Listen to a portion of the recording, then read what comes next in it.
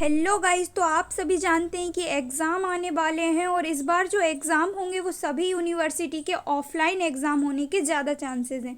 तो आज मैं आपको आपकी ही डिमांडेड वीडियो लेकर आई हूँ। तो आपने थंबनेल में देख ही लिया होगा। आज हम देखेंगे बीएससी थर्ड ईयर बॉटनी के मोस्ट आईएमपी क्वेश्चन। सो मैं आपको पेपर फर्स्ट और पेपर सेकंड दोनों के मोस्ट आईएमपी क्वेश्चन बताऊंगी। प्रत्येक यूनिट से मैं आपको 6 से 7 क्वेश्चन बताऊंगी आईएमपी। तो गाइज आप वीडियो को एंड तक ज़रूर देखें। Paper first and paper second दोनों के जो क्वेश्चन है वो मैं आपको आज देने वाली हूँ। तो चलिए वीडियो को स्टार्ट करते हैं। Once again welcome back my YouTube channel Botany Adda में आपका स्वागत है। सो गाइज पेपर फर्स्ट जो है, पेपर फर्स्ट में सबसे पहली यूनिट है, मैं बताती हूँ आपको। पेपर फर्स्ट जो है उसकी सबसे फर्स्ट यूनिट है प्लांट वाटर रिलेशन, है ना, पादप और जल का संबंध। तो उसमें सबसे पहला क्वेश्चन है, टिप्पणी लिखिए। पराशरण, विषरण, अंतःचूषण, जीव द्रव्य संकुचन और अंतःशोषण एवं डीपीडी। ठीक है, ये जो 6 टॉपिक दिए हैं इनमें आपको टिप्पणी लिखना है। अधिकतर पूछे जाते हैं ये पराशरण, विषरण, अंतःचूषण, जीव द्रव्य संकुचन या प्लाज्मोलाइसिस, अंतःशोषण और डीपीडी। ठीक है, अब दूसरा क्वेश्चन है, जल की संरचना, गुण एवं ये महत्व पर प्रकाश डालिए। ठीक है, तीसरा है, पानी के निष्क्रिय एवं सक्रिय अवशोषण को समझाइए। देन रसारोहण क्या है, पौधों में रसारोहण के विभिन्न सिद्धांतों का नामकरण कीजिए एवं इनमें से जिस सिद्धांत को अधिकतर स्वीकारा गया उसका विस्तृत विवरण दीजिए। फिर एक ट्रांसपिरेशन या वाष्पोत्सर्जन क्या है, इसके द्वारा क्रियाविधि एवं कारकों को समझाइए। वाष्पोत्सर्जन क्या है, रंध्रों के खुलने एवं बंद होने की क्रियाविधि को समझाइए। तो यूनिट फर्स्ट में ये 6 क्वेश्चन है जो कि वेरी आईएमपी क्वेश्चन है। और यूनिट 1 जो है मेरे चैनल पर अपलोडेड है, सारी की सारी वीडियोस आपको मेरे चैनल पर मिल जाएंगी। अब हम देखते हैं यूनिट सेकंड है plant nutrition, biomolecules and metabolism. इसमें पहला क्वेश्चन है, पौधों के खनिज पोषण पर निबंध लिखिए। और ये क्वेश्चन इस टाइप से भी पूछा जा चुका है कि पौधों के लिए आवश्यक तथा अनावश्यक तत्व कौन कौन से होते हैं। कम से कम 4 तत्वों का वर्णन कीजिए जो पौधे की वृद्धि के लिए आवश्यक हैं। गाइज ये जो टॉपिक है ये भी मैंने अपने चैनल पे अपलोड कर दिया है। उसके बाद हाइड्रोपोनिक्स या जलीय खेती पर संक्षिप्त टिप्पणी लिखिए। इसमें सबसे पहली है सैंड कल्चर और दूसरी है सॉल्यूशन कल्चर, यानी कि विलयन संवर्धन और वालू संवर्धन। ये जो 2 मेथड हैं ये वेरी आईएमपी है। सो आप इसकी तैयारी ज़रूर करें। पौधों में खनिज लवणों के निष्क्रिय एवं सक्रिय अवशोषण की क्रियाविधि को समझाइए। ये तीसरा क्वेश्चन है। और चौथा है, कार्बनिक व अकार्बनिक पदार्थों के स्थानांतरण से आप क्या समझते हैं। पौधे में स्थानांतरण की क्रियाविधि को प्रभावित करने वाले कारकों का वर्णन कीजिए। फिर 5वां क्वेश्चन है, भोज्य पदार्थों के स्थानांतरण की मुख्य परिकल्पना एवं उसके रूपांतरण पर टिप्पणी लिखिए। मुख्य हाइपोथेसिस बताना है इसमें, ठीक है, और उसमें मुख्य हाइपोथेसिस पर टिप्पणी लिखिए। उसके बाद 6ठा क्वेश्चन है, टिप्पणी लिखिए। कार्बोहाइड्रेट, उसका classification, lipids, proteins, amino acids, बसीय अम्ल, माइक्रो मैक्रो एलिमेंट्स। ठीक है, ये यूनिट सेकंड के 6 मोस्ट आईएमपी क्वेश्चंस हो गए। अब यूनिट थर्ड है फोटोसिंथेसिस, प्रकाश संश्लेषण। तो सबसे पहला क्वेश्चन है, प्रकाश संश्लेषण क्या है, इसकी क्रियाविधि संक्षेप में समझाइए। सेकंड क्वेश्चन है, C3 अथवा केल्विन साइकिल समझाइए। थर्ड क्वेश्चन है, C4 अथवा हैच एवं स्लैक का साइकिल समझाइए। फोर्थ क्वेश्चन है, C3 एवं C4 साइकिल में या C3 या C4 प्लांट्स में अंतर स्पष्ट कीजिए। फिफ्थ क्वेश्चन है, प्रकाश संश्लेषण में प्रकाश अभिक्रियाओं की क्रियाविधि तथा इसके महत्व का वर्णन कीजिए। एंड 6th क्वेश्चन है, टिप्पणी लिखिए। Chloroplast, chlorophyll, carotenoid, phycobilins. ठीक है, फाइकोबिलिन्स। तो ये हो गए यूनिट थर्ड के 6 क्वेश्चन। अब यूनिट फोर्थ है रेस्पिरेशन यानी कि श्वसन। श्वसन से आप क्या समझते हैं, पौधों के जीवन में इनका क्या महत्व होता है, ठीक है। फिर सेकंड है ऑक्सी एवं अनॉक्सी श्वसन समझाइए। कभी कभी ये वायवीय और अवायवीय श्वसन करके भी आता है, तो आप कंफ्यूज ना हो। ऑक्सी और अनॉक्सी या फिर वायवीय और अवायवीय श्वसन एक ही बात होती है ना। उसके बाद थर्ड है आरक्यू या श्वसन गुणांक को परिभाषित कीजिए। इसका मान 1 इकाई से भिन्न कब होता है। इसके बाद एक ग्लाइकोलाइसिस के सभी चरणों को समझाइए। फिर एक क्रेब्स साइकिल को समझाइए। देन इलेक्ट्रॉन ट्रांसपोर्ट सिस्टम को समझाइए। उसके बाद 7th क्वेश्चन है टिप्पणी लिखिए। माइटोकॉन्ड्रिया, किण्वन या फर्मेंटेशन, देन रेडॉक्स रिएक्शन, ठीक है। ये हो गई यूनिट 4th। अब हम देखेंगे unit 5 enzymology and plant hormones. Enzymology जो प्लांट हार्मोन्स है उसका मैं आपको कल वीडियो अपलोड कर दूंगी। पहला क्वेश्चन है एंजाइमोलॉजी का कि एंजाइम पर निबंध लिखिए। Then holoenzyme, apoenzyme, coenzyme तथा को फैक्टर अवधारणा को समझाइए। उसके बाद थर्ड है को एंजाइम एवं एपो एंजाइम में डिफरेंट बिटवीन यानी कि को एंजाइम और एपो एंजाइम में अंतर स्पष्ट कीजिए। उसके बाद है को एंजाइम व को फैक्टर में अंतर स्पष्ट कीजिए। इसके बाद 4th क्वेश्चन है पादप वृद्धि नियंत्रकों या हार्मोन्स के महत्व पर एक निबंध लिखिए।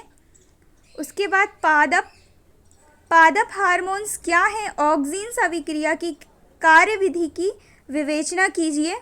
फिर छठा है टिप्पणी लिखिए। ऑक्सीन्स, जिब्रेलिन्स, साइटोकाइनिन्स, एब्सिसिक एसिड या ABA और इथाइलिन। गाइस कभी कभी ऑक्सीन्स और जिब्रेलिन्स जो हार्मोन्स उनमें डिफरेंट पूछ लिया जाता है, ठीक है। तो आप तैयारी करें। ये यूनिट 5 हो गई। So paper first BSc 3rd year botany के ये 5 यूनिट के इम्पॉर्टेंट क्वेश्चंस हो गए। तो अब हम देखेंगे पेपर 2nd बॉटनी का। पेपर 2nd जो है उसमें यूनिट 1 है the cell envelopes and organelles.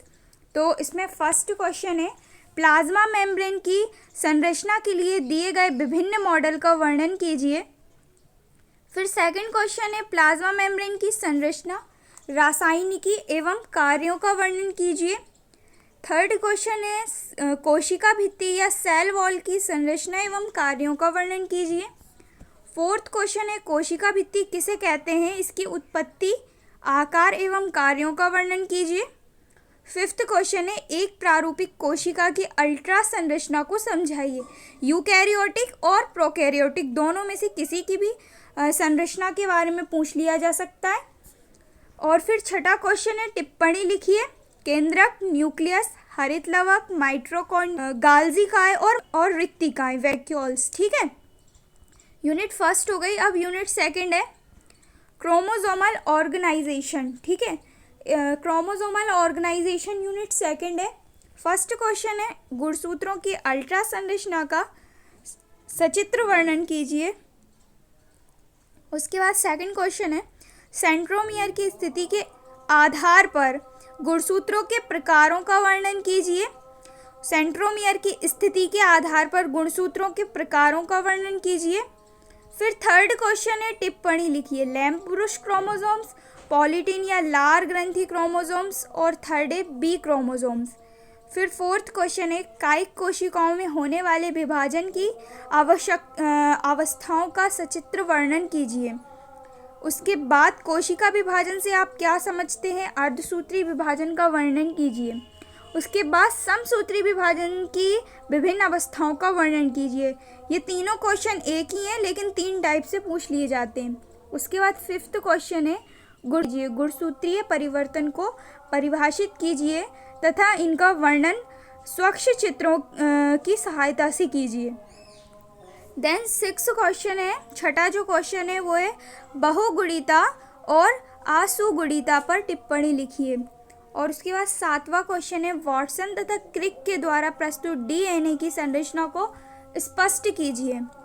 और 8वां क्वेश्चन है DNA के द्विगुणन या रेप्लिकेशन किस प्रकार होता है, चित्र सहित इसका वर्णन कीजिए। गाइस यूनिट जो सेकंड है वो बहुत बड़ी यूनिट है, इसमें से जो क्वेश्चन छांटना था वो बहुत मुश्किल हो गया था, इस कारण ये 8 क्वेश्चन है। तो यूनिट सेकंड की तैयारी आप अच्छे से कीजिएगा। अब उसके बाद यूनिट थर्ड देखते हैं, जेनेटिक इनहेरिटेंस। जेनेटिक इनहेरिटेंस का फर्स्ट क्वेश्चन जो है वो अधिकतर यानी कि हर साल पूछा जाता है। मेंडल के आनुवंशिकता या वंशागत के नियम को उदाहरण सहित समझाइए। इसमें 3 लॉ दिए गए हैं, तीनों की तैयारी आप अच्छे से करें। उसके बाद है संलग्नता क्या है, उदाहरणों के द्वारा पूर्ण एवं अपूर्ण संलग्नता को समझाइए। जीन की अन्योन क्रिया से आप क्या समझते हैं, चित्र की सहायता से द्विक जीन तथा पूरक जीन को समझाइए। फोर्थ क्वेश्चन है कोशिका द्रव्य वंशागतिकी पर निबंध लिखिए। मक्का के पौधों के अतिरिक्त गुणसूत्रों की वंशागतिकी का सचित्र वर्णन कीजिए। देन फिफ्थ क्वेश्चन है जीन उत्परिवर्तन क्या है, आणविक स्तर पर उत्परिवर्तन की क्रियाविधि का वर्णन कीजिए या फिर उत्परिवर्तन को परिभाषित कीजिए और विभिन्न प्रकार के उत्परिवर्तनों का उदाहरण सहित वर्णन कीजिए। उसके बाद 6th क्वेश्चन है ट्रांसपोशंस पर टिप्पणी लिखिए और 7th क्वेश्चन है कोशिका में उपस्थित डीएनए की विभिन्न प्रकार की रिपेयर की जो विधियां हैं उनका वर्णन कीजिए। तो ये यूनिट थर्ड हो गई। अब यूनिट फोर्थ देख लेते हैं। यूनिट फोर्थ का नाम है जीन। जीन से आप क्या समझते हैं, इसकी आणविक एवं रासायनिक संरचना का वर्णन कीजिए तथा इसके कार्यों का भी वर्णन कीजिए। सेकंड क्वेश्चन है आनुवांशिक कूट या जेनेटिक कूट पर टिप्पणी लिखिए। थर्ड क्वेश्चन है कोशिका में कितने प्रकार के डीएनए पाए जाते हैं, प्रोटीन संश्लेषण में अनेक योगदान का वर्णन कीजिए। फोर्थ क्वेश्चन है एमआरएनए तथा टीआरएनए का प्रोटीन संश्लेषण में क्या कार्य होता है, स्पष्ट कीजिए। फिफ्थ क्वेश्चन है प्रोटीन संश्लेषण में डीएनए तथा आरएनए की किस प्रकार की भूमिका निभाते हैं, उसको भी स्पष्ट कीजिए। देन छठा क्वेश्चन है टीआरएनए की संरचना एवं कार्यों का वर्णन कीजिए। टीआरएनए गाइस अधिकतर एग्जाम में पूछा जाता है, शॉर्ट टाइप क्वेश्चन में भी और लॉन्ग टाइप क्वेश्चन में भी। उसके बाद 7th क्वेश्चन है राइबोसोम की संरचना पर विस्तृत लेख लिखिए और 8वां क्वेश्चन है जीन की अभिव्यक्ति के नियमन के लिए ऑपेरॉन मॉडल का या ऑपेरॉन मॉडल से आप क्या समझते हैं, ऑपेरॉन मॉडल को समझाइए। फिर है टिप्पणी लिखिए टाटा बॉक्स और कैट बॉक्स पर, ठीक है। तो ये यूनिट फोर्थ है। अब हम देखेंगे यूनिट 5। यूनिट 5 है plant breeding, biotechnology, genetic engineering, biopesticides, ठीक है। ये यूनिट 5 है। यूनिट 5 का फर्स्ट क्वेश्चन है आनुवांशिक इंजीनियरिंग एवं जैव तकनीकी क्या है, विभिन्न क्षेत्रों में जैव तकनीकी के कार्यों एवं उनके महत्व का वर्णन संक्षेप में कीजिए। फिर सेकंड क्वेश्चन है पादप ऊतक संवर्धन के मूल सिद्धांतों के विषय में लिखिए। फिर थर्ड क्वेश्चन है जैव तकनीकी के द्वारा कृषि क्षेत्र में किए गए प्रमुख कार्यों का वर्णन कीजिए। फोर्थ क्वेश्चन है पुनर्योगज डीएनए तकनीक क्या है, विस्तार से समझाइए। फिफ्थ क्वेश्चन है क्लोनिंग वेक्टर से आप क्या समझते हैं, संक्षेप में समझाइए। फिर छठा क्वेश्चन है एग्रोबैक्टीरियम की जैविकी पर निबंध लिखिए और आनुवांशिक इंजीनियरिंग में प्लाज्मिड के योगदान का वर्णन कीजिए। और 7वां क्वेश्चन है टिप्पणी लिखिए जीनोमिकी एवं सीडीएनए, जीन मैपिंग या मानचित्रण, जीन डिलीवरी और फोर्थ है सीडीएनए लाइब्रेरी, ठीक है। तो ये पेपर सेकंड बॉटनी के आईएमपी क्वेश्चन हो गए 5 यूनिट्स के। तो गाइज आप एग्ज़ाम का टेंशन ना लें और पढ़ाई स्टार्ट कर दें।